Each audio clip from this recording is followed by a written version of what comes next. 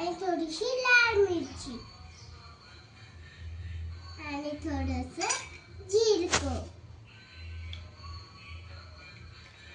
आणि थोडंसं ओवा. हे चारही झालं.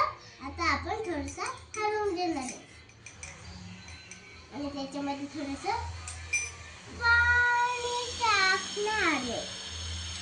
पाणी टाकून झाल्यानंतर आपल्याला आता थोडंसं हे करून घ्यायचं, मळून घ्यायचंय. आता मळल्यानंतर आपल्याला लाटून घ्यायचंय थोडंसं आणि त्यावर टाकलं. आता आपल्याला भाजीची रेसिपी पाहिजे. तर आता आपण लाल मिरची, हळद, ओवा, अजून जिरं हे सगळं टाकून झालं. आता आपल्याला हळद घ्यायचं. तोपर्यंत हे होत नाही तोपर्यंत आता हलवतच राहायचं.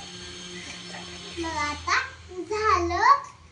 तर असं उकळून घ्यायचं जरा आणि मग टिफिन मध्ये भरायचं.